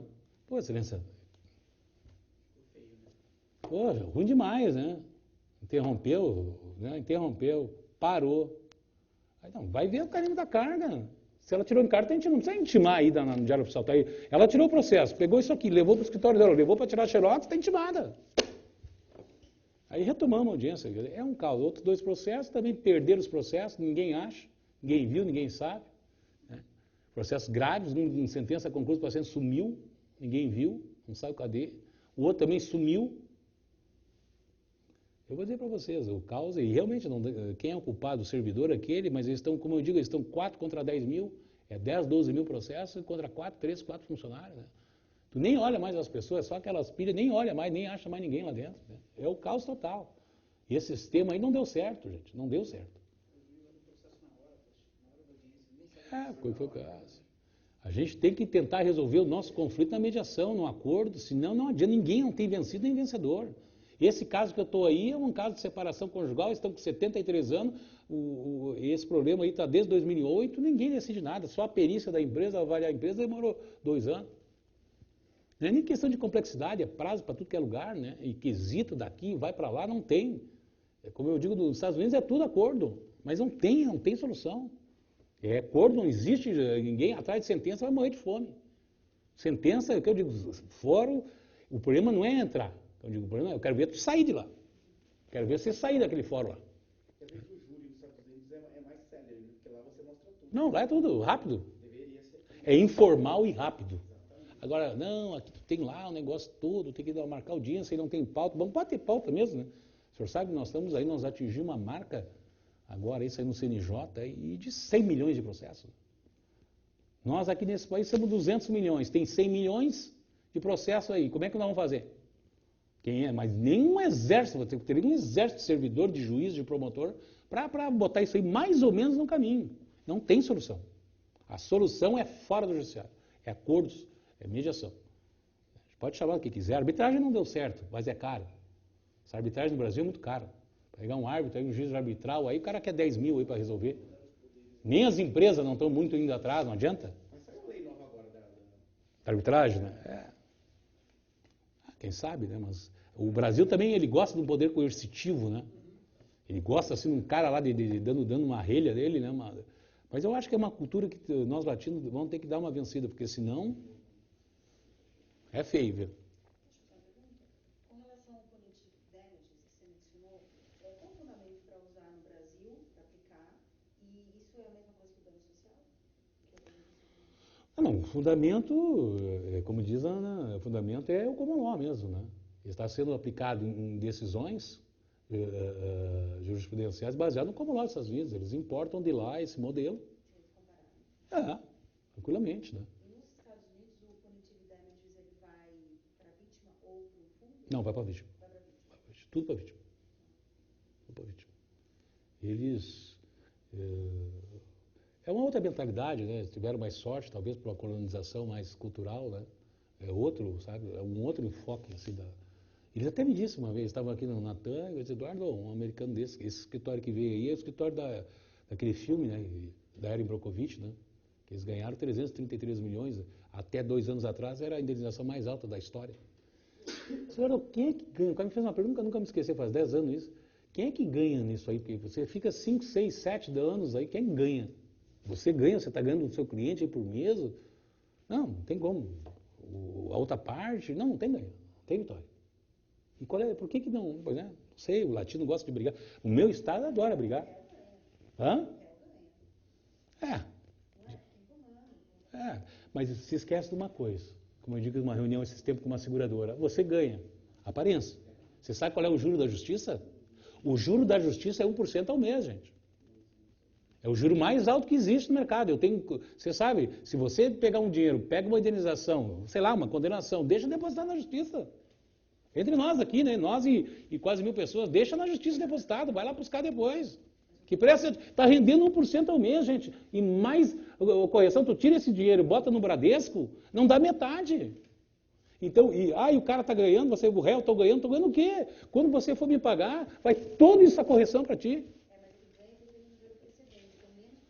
Isso aí você está... Não, nesse sentido sim, mas aí eles fazem um acordo e você tira todo o precedente. Então, pensa nos acordos que eu faço, a verdade não vem. Os danos moral indireto, todo mundo renuncia aos danos moral indireto e pega só o principal ali, entendeu? Para justamente não abrir, você pegou bem, não abriu o precedente. Mas o que é melhor? Eu ficar com a minha glória nas minhas 4 paredes com meus clientes ou esperar que saia na sentença meus nomes, lá todo mundo ganhou, o Eduardo botou 10 caras lá, né? Não. Vamos resolver e vira a página. Ele resolve e vira a página. É o que eu digo para os clientes. Principalmente em vara de família, mas a mentalidade é difícil, eles não gostam de virar a página. Aquela briga ela é irracional. A nossa justiça ela é irracional. Se você conversar com gente, não adianta tu procurar 10. Ele está te dando 4 amanhã. Tu vai ter 10 daqui a 5 anos. Se tiver, né? Se tiver. É melhor 4 agora. Sai daí, vai para outro lugar e recomeça ou faz o que for. Né? Alguns a gente vai convencendo, outros não. Né? E esse é o nosso drama. E é por isso que a gente está nesse dilema no país. Né? Graças a Deus, alguns lava-jato da vida aí resolvem mais rápido, mas senão... Essa gente que fez tudo isso, eles contavam com o tempo, com a impunidade, né? Mas é como eu digo, de repente esse lava-jato vai ser uma lavagem geral aí, quem sabe, né? Muitos estão pensando 2, 3 vezes, né? Como diz um amigo meu, sexta de manhã, às vezes quinta de noite, eles já vão viajar por aí, sexta de manhã, eles não querem estar em casa, né? Porque vem aquele colete preto e branco ali às 6 da manhã. Tem gente aí, hoje de tarde já estão indo viajar, né? Gente, avançando aqui, eu estou vendo que já estão me fazendo sinal, então também... Tem também aqui a violação da honra pela divulgação de fatos falsos. Eu vou assim passando, tá, gente? Que também é direito de imagem, tá? Aqui é que é esse aqui. Depois eu vou disponibilizar tudo isso, tá, gente? Enfim, eu vou ter que dar uma encurtada aqui nas minhas considerações. O artigo 20 do direito à imagem, né?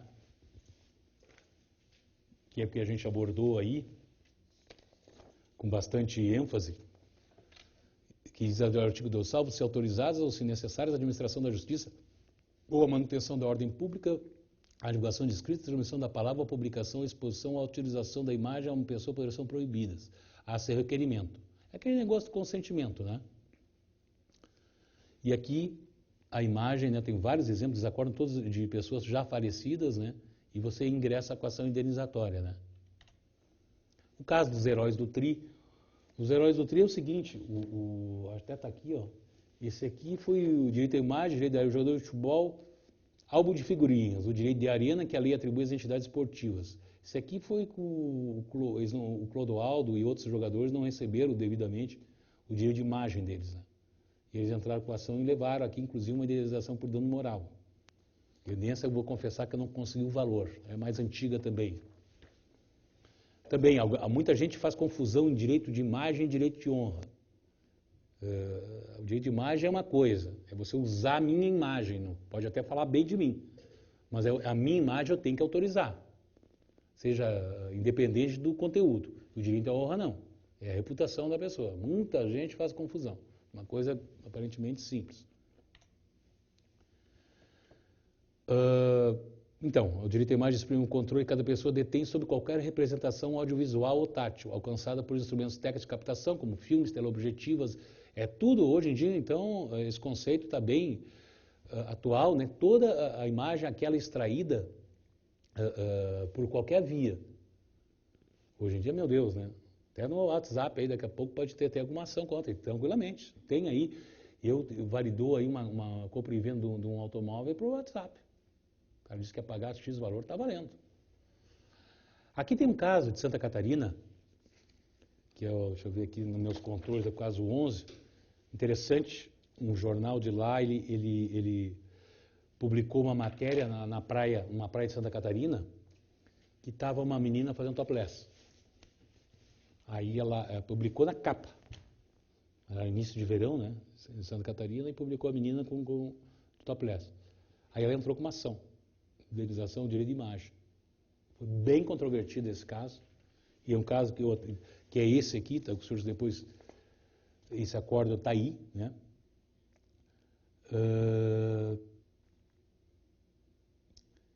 E esse, deixa eu ver aqui no final,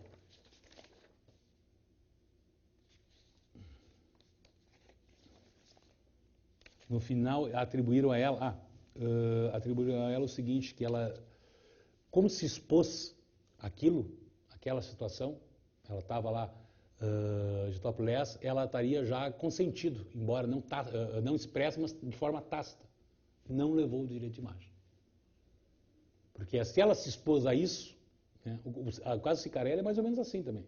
Ela expôs aquilo, ela foi por livre vontade, então ela sabia que poderia alguém ver, fotografá-la, enfim. E ela não ganhou indenização por direito de imagem. É claro, é uma questão bem polêmica, bem subjetiva e bem discutível, mas ela não levou.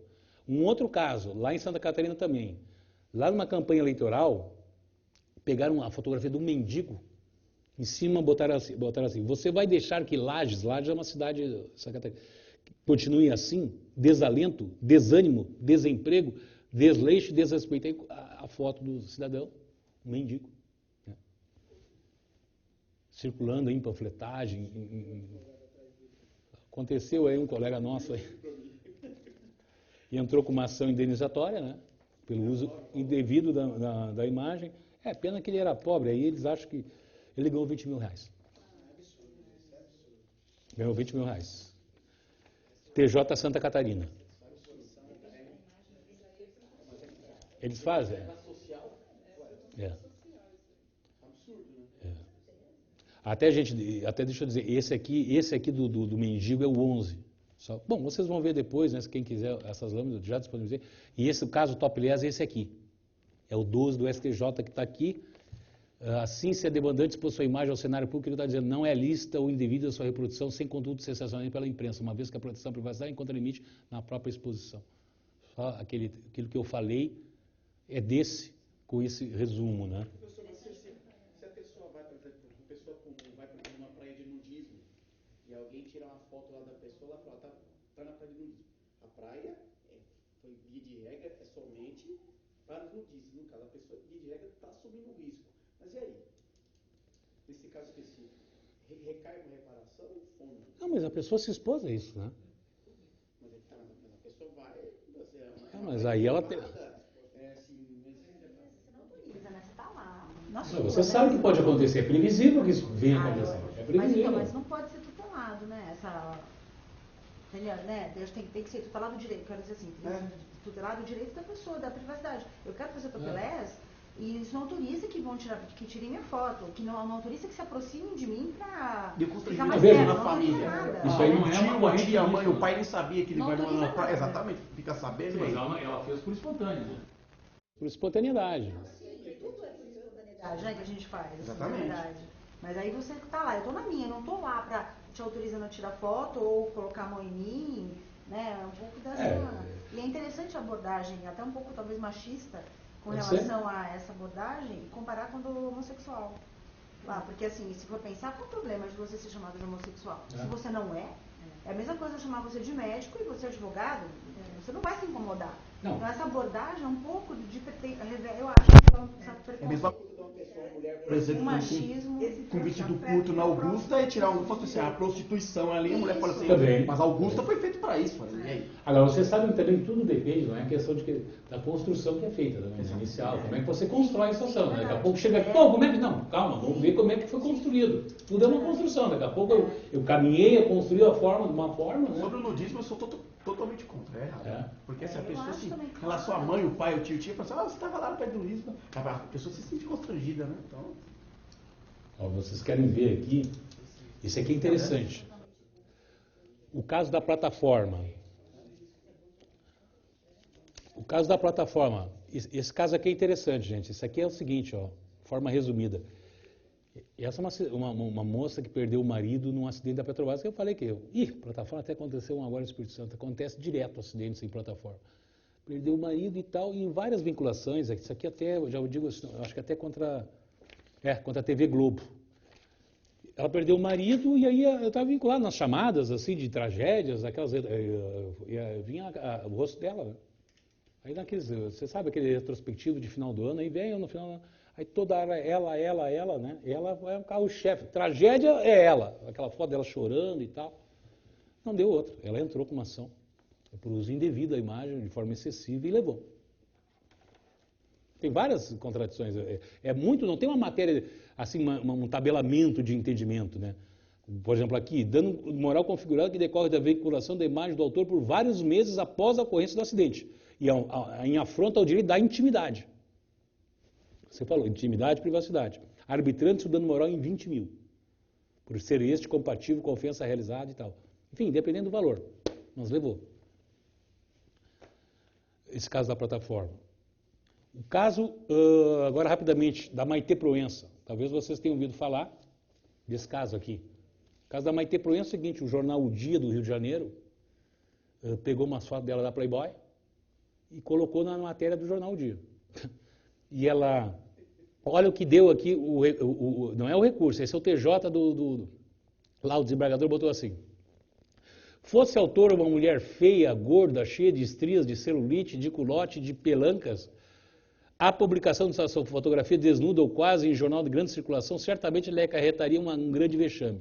Muita humilhação, constrangimento enorme, sofrimento sem conta, a justificar aí sim o seu pedido de indenização de dano moral, a lhe servir de lenitivo para o mal sofrido. Tratando-se, porém, de uma das mulheres mais lindas do Brasil, nada justifica pedido dessa natureza, exatamente pela inexistência aqui de dano moral ser indenizado. Isso aí, total, né? Absurdo, absurdo total. E é TJ, hein? Não é primeiro grau. Mas acho que os jornais não têm esse medo também, talvez, da indenização. Porque solta, ganha muita divulgação, vende muito jornal e depois da indenização vem depois de muito tempo. Até a Maitê recorreu só para... Deu 50 mil reais de indenização de dano moral para ela. O jornal O Dia pagou 50 mil reais depois lá na volta da ministra Nancy Andrighi. Só para... Ministra. O direito, não se aproxima do final, gente, o direito à vida privada, né? Que é o artigo 21, final dos direitos de personalidade, é inviolável, adotará as providências necessárias para o indivíduo fazer cessar o ato contrário a essa norma.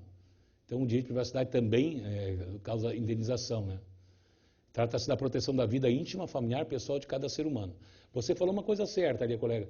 Eu não posso, não é racismo, mas eu também, eu também não posso me imputar uma situação que eu não pertenço.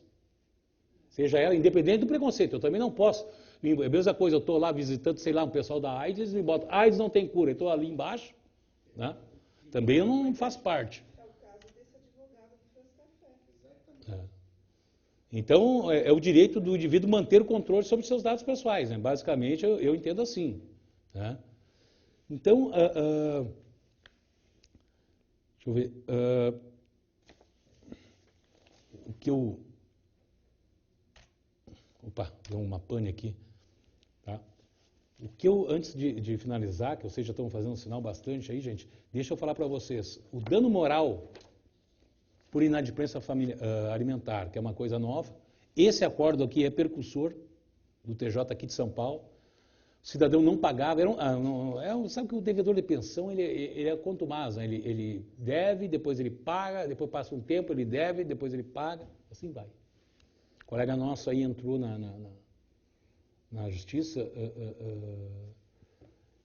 aqui em São Paulo, né? Estou até vendo aqui se tem aqui, e pediu um dano moral. Até arguiu muito bem, que realmente o dano moral por inadimplência alimentar, porque Você vê bem, se eu dependo daquela pensão, eu não tenho como escolher outro credor, né? Eu preciso daquilo, não tem outro credor, entende? Às vezes a dívida da empresa, a empresa às vezes vários me devem, aquele não me pagou, bom, eu vou concentrar mais naquele outro. Já o credor, né? O menor, ou mesmo a esposa, ou também pode ser até ele não tem opção de escolha de credor, ele só tem aquele. E o cara, realmente, eu defendo isso aí há muito tempo, né?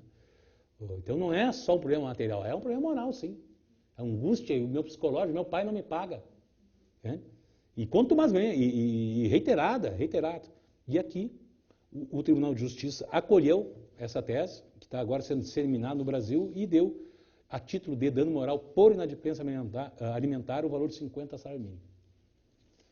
Eu não vou ler agora, que não teria assim, mais tempo, mas serve para vocês aí. Os senhores sabem qual é para finalizar, que eu ainda vou ter que abrir a pergunta, qual é um dos maiores casos de dano moral no Brasil? A maior condenação é a do Rio Grande do Sul. E eu vou contar para vocês, não está aqui o número do acordo, mas quem quiser, que é o caso do seguinte, caso bem... lá na época do jogador Falcão, uma separação dele, um caso bem conflitante aí, ele acabou viajando para os Estados Unidos e levou o filho. No período de visita. É um caso emblemático, eu não quero muito entrar no mérito, sabe? Mas só para os senhores terem uma ideia. Ele levou o filho junto com ele. A mãe entrou com a ação e tal, né, para retomada de posse, enfim, ações cabíveis, né? Mas lá o desembargador relator ali, nas medidas liminares ali do agravo e tal, não fez, não acolheu o pedido da ex do Falcão.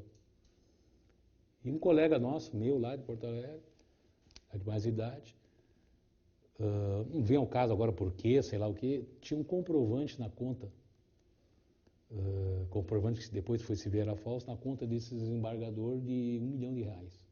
Ele teria recebido do Falcão para, né, digamos assim, dar aquela decisão ali negatória. E aí ele, não vem ao caso também por que motivos, mas enfim, ele fez divulgação disso. No próprio gabinete dos desembargadores da Câmara, que compunha, né, se não me engano, a 8ª Câmara, e sobre isso. O desembargador aí, achei interessante, ele denegou aqui esse negócio contra o Falcão, mas tem um depósito na conta dele, ó, R$1 milhão. E ele não é um iniciante, não pensa, doutor, isso aí está bem no início da vida, tem mais cabelo que o senhor aí, tá um monte de gente. Não, já veterano aí. Às vezes se empolga demais, não sei. Bom, o que aconteceu? O desembargador contratou um advogado e entrou contra ele. Por uma indenização pedida um dano moral, né? Até justo, sem dúvida, né? O senhor sabe quanto foi a indenização? Está lá um agravozinho, lá grudadinho num resp lá, mas está morto. O acordo é esse aqui, ó. Esse calhamaço aqui. Quem tiver interesse, eu pago sim, sem problema nenhum. Um número. Não, deu 1.000 salários mínimos de dano moral.